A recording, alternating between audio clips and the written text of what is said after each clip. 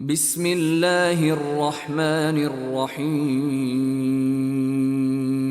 يا أيها النبي لم تحرم ما أحل الله لك تبتغي مرضات أزواجك والله غفور رحيم.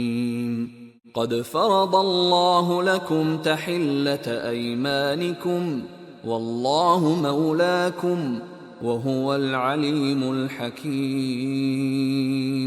وإذ أسر النبي إلى بعض أزواجه حديثا فلما نبأت به وأظهره الله عليه عرف بعضه وأعرض عن بعض، فلما نبأها به قالت من أنبأك هذا؟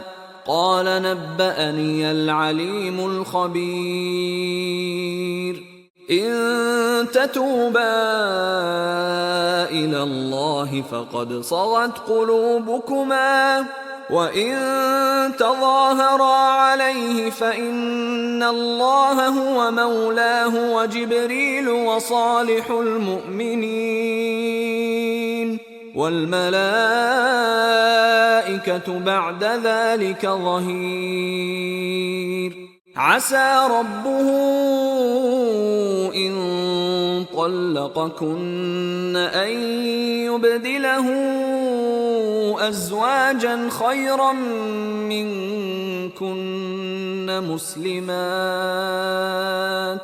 مسلمات مؤمنات قانتات تائبات عابدات سائحات ثيبات وأبكارا. يا أيها الذين آمنوا قوا أنفسكم وأهليكم نارا وقودها الناس والحجارة عليها ملائكة غلاظ شداد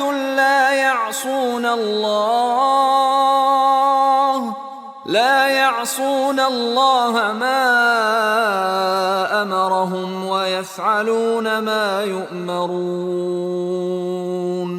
يا أيها الذين كفروا لا تعتذروا اليوم إنما تجزون ما كنتم تعملون. يا أيها الذين آمنوا توبوا إلى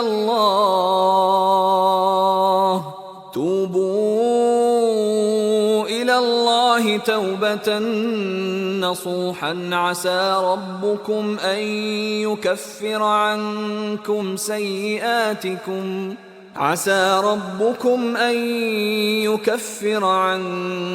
سيئاتكم ويدخلكم جنات تجري من تحتها الأنهار يوم لا يخزي الله النبي والذين آمنوا معه نورهم يسعى بين أيديهم وبأيمانهم يقولون ربنا أتمم لنا نورنا واغفر لنا إنك على كل شيء قدير. يا أيها النبي جاهد الكفار والمنافقين واغلظ عليهم ومأواهم جهنم وبئس المصير. ضرب الله مثلا للذين كفروا امرأة نوح وامرأة لوط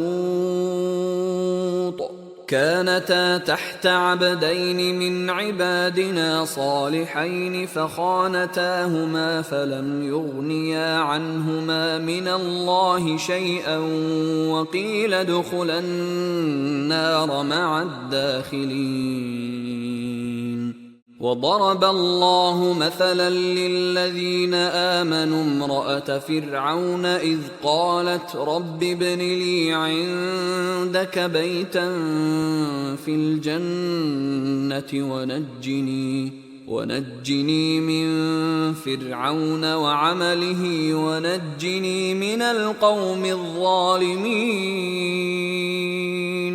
ومريم ابنة عمران التي أحصنت فرجها فنفخنا فيه من روحنا وصدقت بكلمات ربها وكتبه وكانت من القانتين.